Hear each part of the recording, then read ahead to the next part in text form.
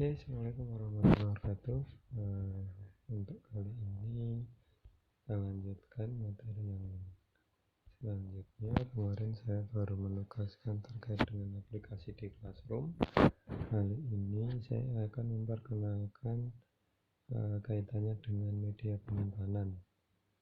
Jadi selama ini kita mungkin sudah sering kali menggunakannya, tapi kita belum memahami apa yang kita gunakan itu. Nah, media penyimpanan seiring dengan perkembangan teknologi ada beberapa macam. Misalnya di sini ada punch card.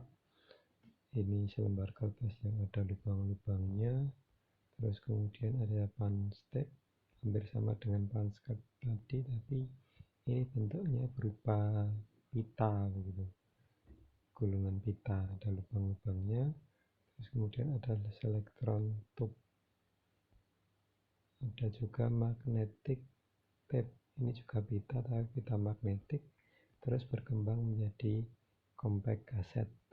Kalau kita mengenalnya sebagai kaset, ada yang dipakai untuk menyimpan video, ada yang menyimpan musik. Ini di era-era tahun 90-an saya pernah mengalami era ini, jadi sedikit tahu. Tapi ada juga digunakan untuk menyimpan berbagai jenis file yang lain. Nah, ini ada magnetic drum, saya juga kurang jelas ini maksudnya seperti apa. Terus kemudian ada disket. Pertama kali saya mengenal komputer di kurang lebih tahun 2000, itu saya menggunakan media penyimpanan disket ini. Kalau nggak salah dulu isinya itu baru kisaran 3,14 mega gitu. Nah, sama halnya ini dengan zip disk. Kalau sekarang kalian kenal media penyimpanan sampai 16 GB, 32 GB. Nah, dulu itu media penyimpanan masih sangat kecil, cuma ukuran mega. Itu waktu saya pertama kali mengenal komputer pakai disket. Nah, selain itu terus berkembang lagi, ada hard drive, terus ada lagi hard disk. Hard disk ini biasa dipakai di komputer. Ini isinya juga dulu awal perkembangan biasanya cuma 80 GB, ada yang 256 GB, ada yang 500 GB, sekarang sudah sampai 1 tera, 2 tera dan seterusnya. Nah, ini adalah laserdisc, terus berkembang juga menjadi CD dan DVD atau compact disc.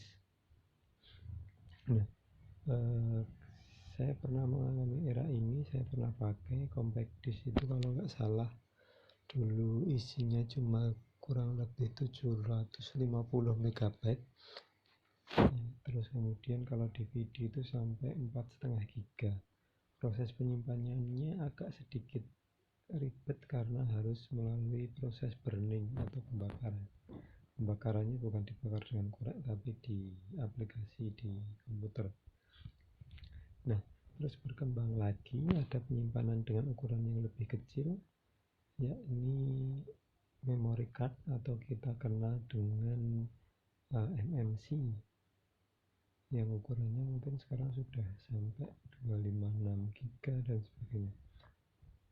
Terus kita juga kenal yang namanya USB flash drive atau kita lebih kenal dengan flash disk.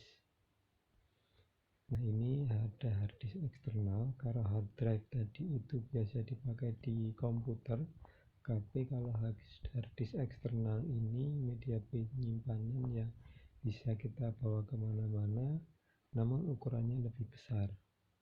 Nah, kalau MMC dulu itu biasanya paling cuma sampai 16 GB atau 32 GB, tapi sekarang mungkin sudah banyak ukuran yang lebih besar sama dengan flash disk.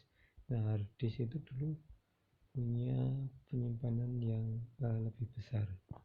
Nah, sekarang berkembang lagi menjadi SSD. Ini sebenarnya hampir sama dengan hard disk, cuma kalau hard disk itu pakai piringan terus ada motornya, ini lebih menggunakan chip. Nah, teknologi yang terbaru saat ini kita menggunakan cloud storage atau media penyimpanan online. atau ini cloud itu awan, jadi seolah-olah itu di awan, tapi sebenarnya dia di server software yang kita pakai.